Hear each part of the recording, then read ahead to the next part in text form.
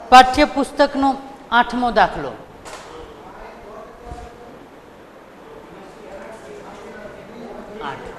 ચલો આ બાજુ.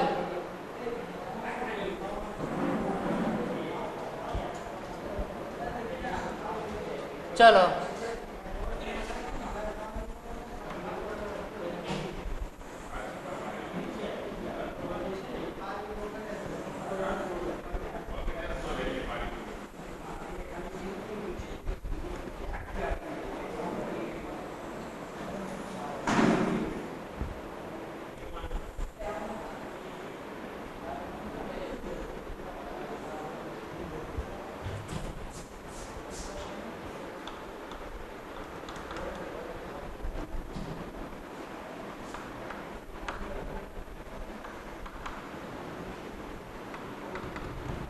ચલો આ બાજુ થોડુંક ધ્યાન રાખીશું.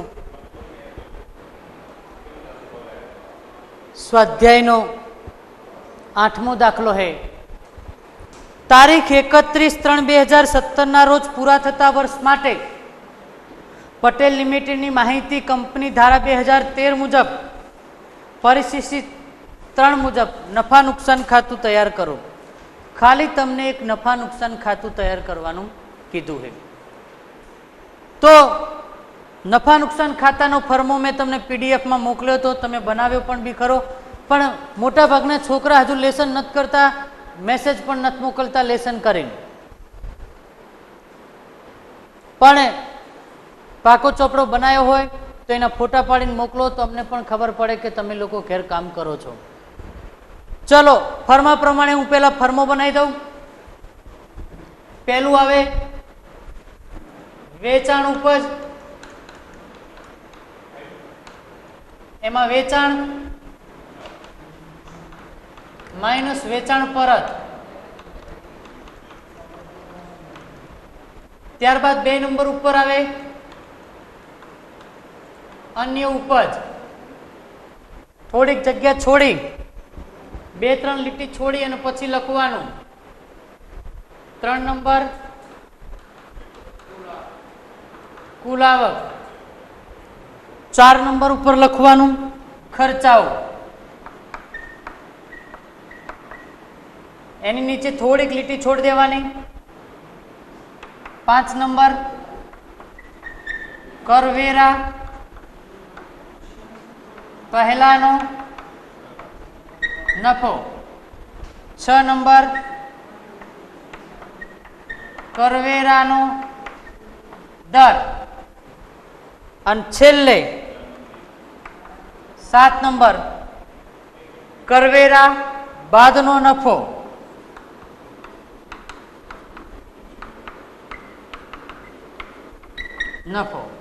ચલો કમ્પ્લીટ. હું આનું અહીં લીટું મારી દઉં અને છેલ્લે એક લીટું અહીં મારી દઉં. આ મેં ફર્મો બનાવી દીધો. આખું ચેપ્ટર ફર્મા ઉપર આધારિત છે. જેને ફર્મા પરફેક્ટ આવડશે એને ચેપ્ટરમાં સહેજે તકલીફ નહીં પડે. પહેલું વેચાણ ઉપજ અથવા એને કામગીરી ઉપજ પણ કહેવાય. હું વેચાણની જગ્યાએ શબ્દ શું વાપરી શકું? કામગીરી ઉપજ. બરોબર. ત્યારબાદ વેચાણ માઇનસ વેચાણ પરત એની અંદર લખવાનું. પછી અન્ય ઉપજ. તો અન્ય ઉપજની અંદર જે પણ ઇન્કમ થઈ હોય, મળ્યા હોય, ઉપજ થઈ, આવક થઈ, એ ઉપજમાં લખવાનું. ત્યારબાદ કુલ આવક. એ બંનેનું ટોટલ મારો એટલે શું થાય? કુલ આવક થાય. ત્યારબાદ ખર્ચા.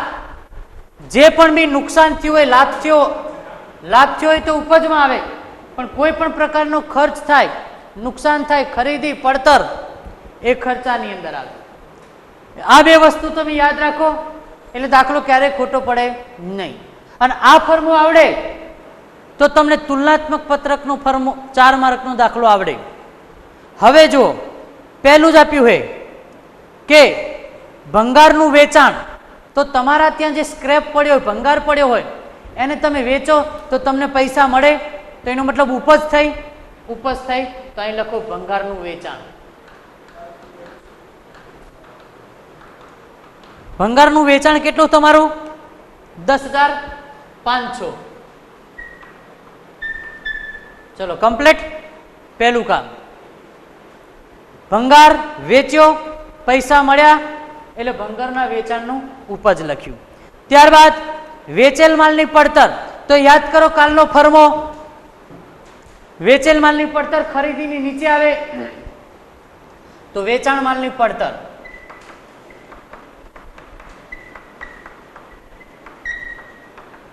વેચાણ માલની પડતર તમારી કેટલી? તો કે 1,87,500. 1,87,500. ચલો કમ્પ્લીટ. ભંગાર વેચાણ કર્યું, પૈસા મળ્યા, ઉપજ થઈ, અન્ય ઉપજની અંદર લખ્યું. વેચેલ માલની પડતર, ખરીદી, ખર્ચા એ તમામ નીચે ખર્ચાની અંડરમાં આવે છે. ત્યારબાદ પગાર, તો પગાર એક કર્મચારી લાભનો ખર્ચો કહેવાય. યાદ કરો તો કર્મચારી લાભ પગાર. તો તમારો પગાર કેટલો હતો જુઓ અંદર? 78,000. ચલો કમ્પ્લીટ. પગાર કર્મચારીને આપવામાં આવે એટલે એને કર્મચારીનો લાભ કહેવાય. હું સંસ્કારધામ ગુરુકુળમાં આવું, કર્મચારી કહેવાઉં, સંસ્થા દર મહિને પગાર આપે તો એ કર્મચારીનો લાભનો ખર્ચો કહેવાય. મેં ટાઇટલ આપ્યું કર્મચારી લાભ, એની નીચે લખાય પગાર. જે પણ કર્મચારીને મળતું હોય એ બધા ખર્ચા કર્મચારી લાભની અંદર આવે. ત્યારબાદ ચૂકવેલ વ્યાજ 78,000.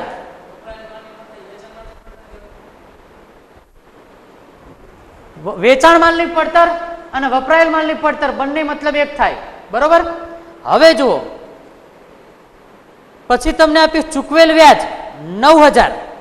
તો યાદ કરો કોઈ પણ વ્યાજ ચૂકવવામાં આવે તો એને નાણાકીય ખર્ચ કહેવાય.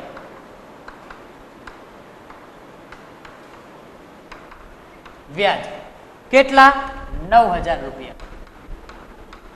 કોઈ પણ વ્યાજ ચૂકવવામાં આવે, ભાગીદારને વ્યાજ આપે, બેંકનું વ્યાજ આપે, બીઓડી વ્યાજ આપે, તો કોઈ પણ પ્રકારનું વ્યાજ ચૂકવવામાં આવે ને તો એને નાણાકીય ખર્ચ કહેવાય. પણ તમને વ્યાજ મળે તો આવકમાં જતું રહેવાય. ક્યાં જતું રહેવાય? આવકમાં. તો એમાં કોઈ ખર્ચનું ટાઇટલ આવે નહીં. આ બાબતનું તમે ધ્યાન રાખજો. કોઈ પણ આવક થાય ને તો એનું ટાઇટલ અન્ય ઉપજ જ આવે, બીજું કોઈ ટાઇટલ આવે નહીં. આ બાબતનું તમે ધ્યાન રાખજો. વેચાણ 3,81,000. ચલો વેચાણ આપ્યું હે 3,81,000 પરત ડેશ, તો અહીં લખો 3,81,000. ચલો કમ્પ્લીટ. 3,81,000. ત્યારબાદ સ્ટોકમાં ફેરફાર. સ્ટોકમાં ફેરફાર તમારો 12,000 રૂપિયા है.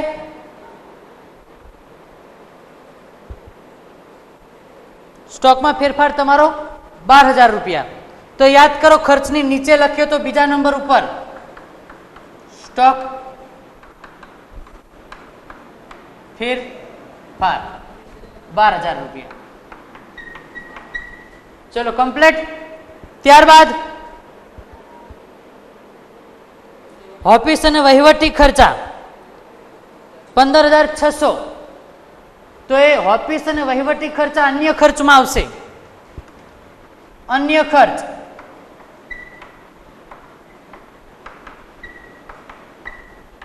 ઓફિસ અને વહીવટી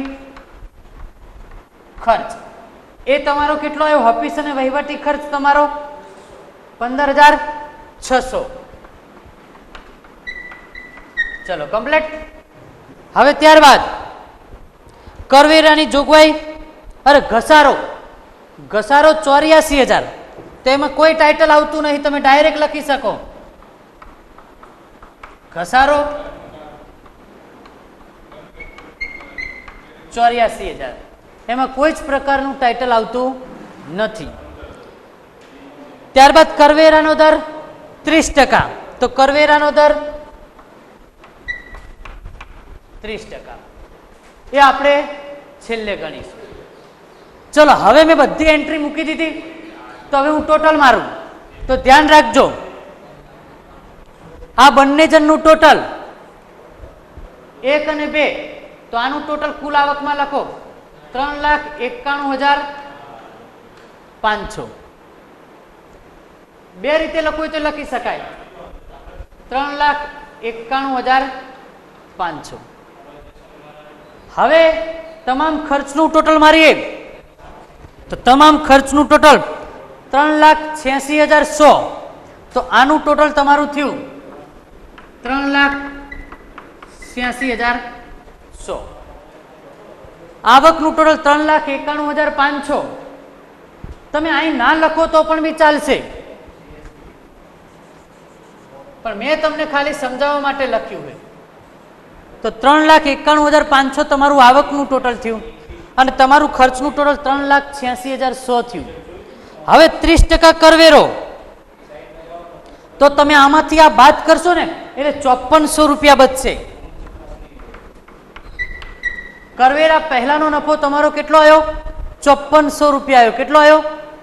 હવે એને 30% કરો તો 5400 ના 30% કરો કેટલા? 1,620. હવે 5400 માંથી 1,620 બાદ કરો તો તમારો જવાબ આવે 3780. કોક વાર સાહેબ એવા આવી જાય પેપર કાઢે તો આ દાખલો 11 માર્કમાં પૂછી શકે છે. હજુ હું તમને કહું કે 11 માર્કમાં નફા નુકસાન ખાતું, પાકું સરવૈયું બે પૂછાય છે. કોક વાર ખાલી નફા નુકસાન ખાતું પૂછે, તો કોક વાર જવાબદારીનું પત્રક પૂછે અને કોક વાર મિલકતનું પત્રક પૂછે. તો આ બાબતનું તમે ધ્યાન રાખજો. ચલો કમ્પ્લીટ. કોઈને પૂછવું હોય તો પાઠ્યપુસ્તકનું 13મું ઉદાહરણ. નીચે આપેલી બાકીઓ પરથી 31/3/17 ના રોજ પૂરા થતા વર્ષનું સહજાનંદ લિમિટેડનું નફા નુકસાનનું પત્રક બનાવો. તો ધ્યાન રાખજો, અહીં કણ પહેલું આપણને આપ્યું છે ઓફિસ ખર્ચા. તો યાદ કરો, ઓફિસ ખર્ચા અન્ય ખર્ચની નીચે આવે. તો હું અહીં લખું અન્ય ખર્ચ, એમાં લખું ઓફિસ ખર્ચ. ઓફિસ ખર્ચ કેટલો આપ્યો આપણને? 40,000. તો અહીં લખો 40,000. મેં કેમ અહીં લખ્યું? તો આપણે ટાઇટલમાં જોયું તો અન્ય ખર્ચ અહીં હતા, ઉપર ખરીદી સ્ટોક ફેરફાર લખવા માટેની મેં જગ્યા છોડી. ત્યારબાદ વેચાણ 16 લાખ. તો અહીં લખો વેચાણ.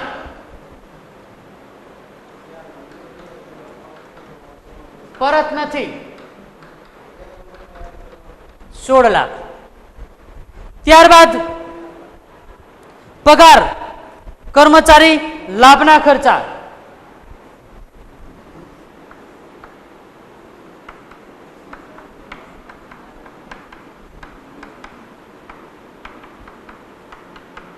પગાર કેટલો છે?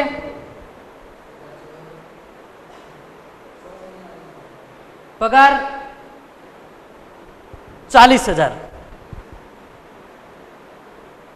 સોરી, પગાર 5 લાખે. 5. ત્યારબાદ મજૂરી. તો મજૂરી પ્રત્યક્ષ ખર્ચમાં આવે.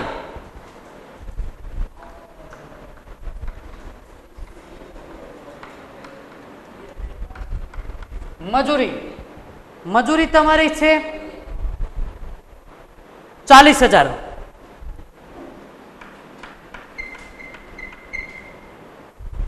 ત્યારબાદ ખરીદી તમારી 7,10,000. તો પહેલું ટાઇટલ ખરીદી આવે 7,10,000. ત્યારબાદ શરૂઆતનો સ્ટોક અને આખરનો સ્ટોક, બે સ્ટોક આપેલા જુઓ. તો તો તમારું બીજું ટાઇટલ સ્ટોક ફેરફાર આવે, ધ્યાન રાખજો.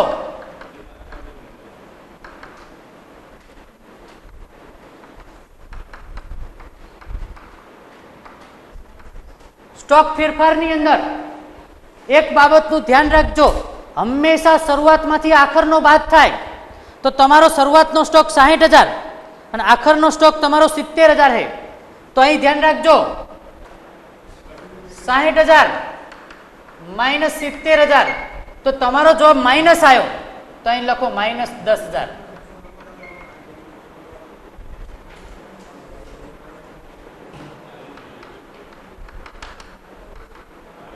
ચલો, એક વસ્તુ યાદ રાખજો, સ્ટોક ફેરફાર તમને આપી દે છે. આ દાખલામાં તમને સ્ટોક ફેરફાર આપેલો નથી, તો તમને શરૂઆતનો અને આખરનો સ્ટોક આપેલો છે. તો તમારે પહેલા શરૂઆતનો સ્ટોક લખવાનો, ત્યારબાદ આખરનો સ્ટોક લખવાનો. તમારો જવાબ શરૂઆતમાંથી આખરનો બાદ કરો, માઇનસ આવે તો માઇનસ લખવાનો અને પ્લસ આવે તો પ્લસ લખવાનો. આગળ ડિબેન્ચર વ્યાજ, તો એ નાણાકીય ખર્ચ કહેવાય. હા, નાણાકીય ખર્ચ, ડિબેન્ચર વ્યાજ એ નાણાકીય ખર્ચમાં લખાય. તો તમને ડિબેન્ચર વ્યાજ 20,000 રૂપિયા આપેલું હોય. ચલો કમ્પ્લીટ. ત્યારબાદ રોકાણ વેચતા નફો, નફો એટલે ઇન્કમ કહેવાય, ઇન્કમ એટલે ઉપજ કહેવાય. તો ઉપજમાં લખો રોકાણ વેચતા નફો.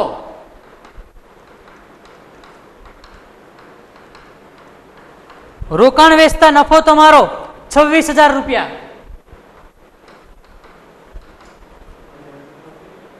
₹26,000 રોકાણ વેચતા તમારો નફો 26,000 રૂપિયા.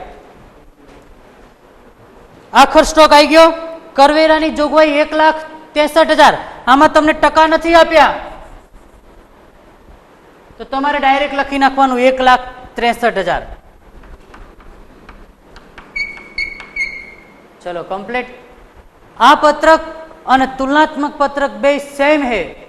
તમને આ આવડે એટલે એક 11 માર્કનો દાખલો આવડે, એક 4 માર્કનો દાખલો આવડે, એટલે 15 માર્કનું ક્લિયર થાય તમારું. તુલનાત્મક પત્રક તમારું આપણે 28 નંબરની ઉપર પૂછાય છે, જ્યારે આ દાખલો બોર્ડની પરીક્ષામાં છેલ્લા નંબર ઉપર હોય.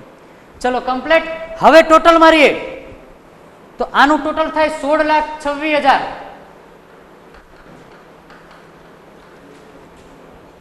જ્યારે 7,10,000 આ માઇનસ છે, તો તમારે ટોટલમાં માઇનસ કરવાના છે, બરોબર.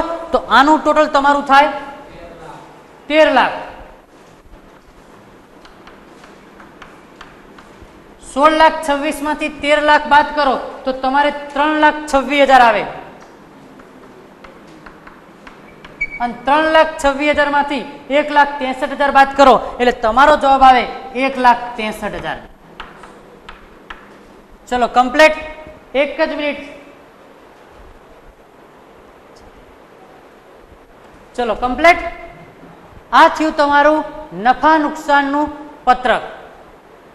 હવે કાલે જ્યારે હવે પિરિયડ આવશે ત્યારે આપણે જવાબદારીનું શીખીશું, પછી પિરિયડ આવશે ત્યારે પાકા સર્વેનું શીખશું. હજુ એક દાખલો હું કરાવું, પણ એકવાર તમે સમજી લો કે પહેલા વેચાણની ઉપજ, પછી અન્ય ઉપજ, પછી બધા જ ખર્ચા આપણે લખી દીધા. આવકમાંથી ખર્ચો શું કર્યો? બાદ કર્યો. એટલે તમારો જવાબ કેટલો હોય? 3,26,000. 3,26,000 માંથી કરવેરાનો આપેલા છે તમને 1,63,000. તો તમારો જવાબ આવ્યો, કરવેરા પછીનો નફો તમારો આવ્યો 1,63,000. ચલો, કોઈને ડિફિકલ્ટી? સ્વાધ્યાયનો 7મો દાખલો. કોક વાર રકમ ના પૂછે, ખાલી તમને ટાઇટલ જ પૂછે કે કયા ટાઇટલની નીચે કયો ખર્ચ આવે, તો ખાલી તમારે દાખલો આ રીતના જ ગણવાનો છે. વિગત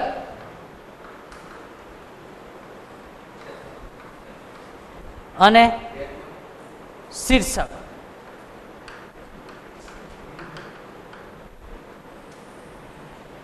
ચલો, પહેલું આપ્યું વેચાણ, નંબર 1. તો યાદ કરો, પહેલું ટાઇટલ હતું કામગીરી ઉપજ.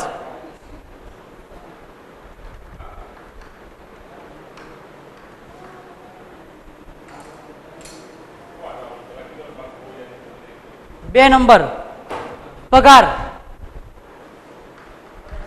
તો કર્મચારી લાભના ખર્ચા,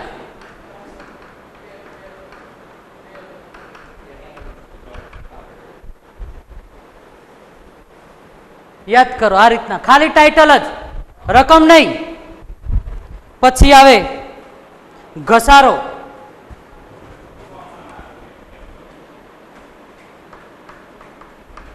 તો ખાલી ખર્ચમાં જ લખી નાખો અથવા માંડી વાળેલ ખર્ચ, અને ખર્ચ લખી દો તો પણ બી ચાલશે. પછી આવે ઘાલખાત પરત,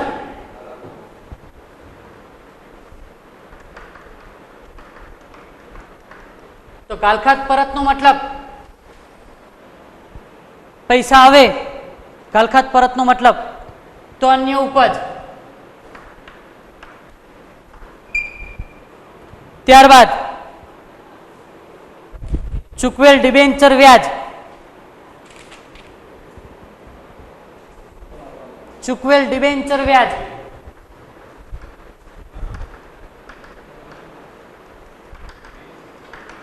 કોઈ પણ વ્યાજ હોય, નાણાકીય ખર્ચા, કોઈ પણ વ્યાજ હોય તો નાણાકીય ખર્ચમાં આવે. ત્યારબાદ ઓડિટ ફી, અન્ય ખર્ચ,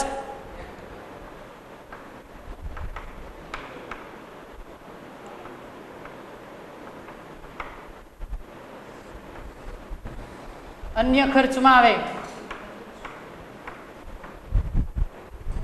ત્યાર ઓડિટ ફી અન્ય ખર્ચમાં આવે. ભંગારની ઉપજ અન્ય ઉપજમાં,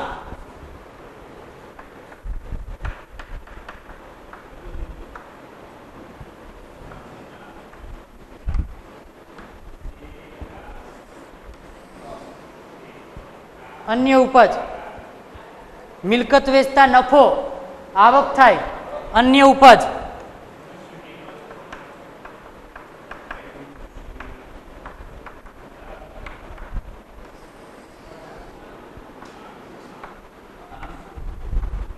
અન્ય ઉપજ.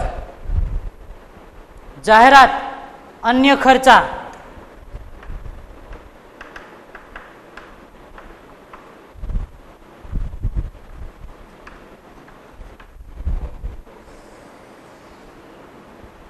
જાહેરાત અન્ય ખર્ચમાં આવે. પ્રોવિડન્ટ ફંડમાં ફાળો, કર્મચારી લાભના ખર્ચા. પીએફમાં ફાળો,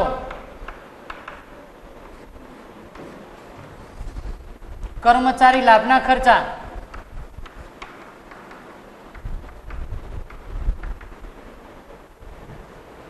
ત્યારબાદ બીઓડી વ્યાજ, કોઈ પણ વ્યાજ આવે નાણાકીય ખર્ચ કહેવાય.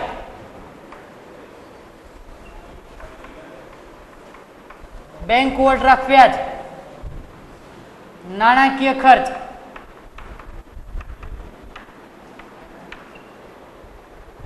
ત્યારબાદ બેંક ચાર્જીસ, અન્ય ખર્ચા.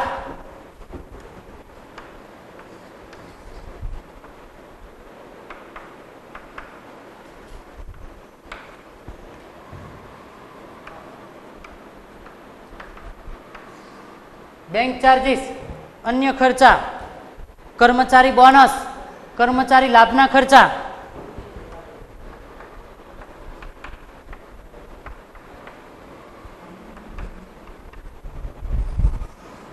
કર્મચારી લાભના ખર્ચા.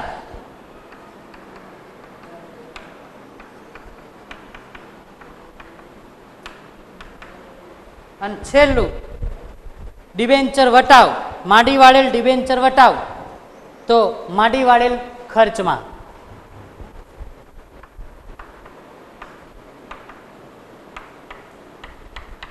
ખાલી ખર્ચમાં લખી દેશો તો ચાલશે, ખર્ચા. ચલો કમ્પ્લીટ. કોક વાર આવો ખાલી શીર્ષકનો દાખલો પૂછાશે, કદાચ રકમ ના આપે તો તમને આવો ટાઇટલનો દાખલો પૂછાશે. તો ટાઇટલનો દાખલો પૂછાય તો તમારે 3 ખાના પાડવાના, ક્રમ, વિગત અને શીર્ષક. આ 3 ખાના પાડી અને તમે દાખલાની ગણતરી કરી શકો. તમને વેચાણ કે તો તમારે શેની નીચે લખવાનું, કામગીરી ઉપર. પગાર, પગાર કર્મચારીને દે તો કર્મચારી લાભના ખર્ચા. ઘસારો, ઘસારાની અંદર ખાલી ખર્ચ લખી દો તો પણ બી ચાલશે. ગાલખાત પરત, પૈસા પાછા આવે એટલે અન્ય ઉપજમાં લખાય. પછી ડિબેન્ચર વ્યાજ, વ્યાજ કોઈ પણ આવે એ નાણાકીય ખર્ચ કહેવાય. ઓડિટ ફી, ક્યાંય ટાઇટલમાં આપ્યું નહોતું, જે ખર્ચા ટાઇટલમાં ના આપે એને અન્ય ખર્ચમાં લખો. ભંગારની ઉપજ તો આવક, ઉપજમાં લખ્યું. મિલકત વેચતા નફો, નફો થાય આવક, અન્ય ઉપજમાં. જાહેરાત ક્યાંય નહોતું દેખાણું, અન્ય ખર્ચમાં. પ્રોવિડન્ટ ફંડમાં ફાળો, ફાળો કર્મચારીનો હોય એટલે કર્મચારી લાભના ખર્ચા. બીઓડી વ્યાજ, વ્યાજ આવ્યું તો નાણાકીય ખર્ચા. બેંક ચાર્જીસ ક્યાંય નહોતું દેખાણું, અન્ય ખર્ચમાં. કર્મચારી બોનસ, કર્મચારીનું નામ આવ્યું, કર્મચારીના લાભના ખર્ચા. અને ડિબેન્ચર વટાવ તો વટાવ એ નુકસાન હે, નુકસાન એટલે ખર્ચની અંદર. આ રીતના તમે રકમ ના આપે તો દાખલો આવી રીતના પૂછાય. તો આપણે એક પત્રક અહીં પૂરું કર્યું. કયું પત્રક? નફા નુકસાનનું પત્રક અહીં આપણે પૂરું કર્યું. હવે નફા નુકસાનનું પત્રક આવડે ત્યારબાદ પાકા સરવૈયાના બે શીખવાના છે.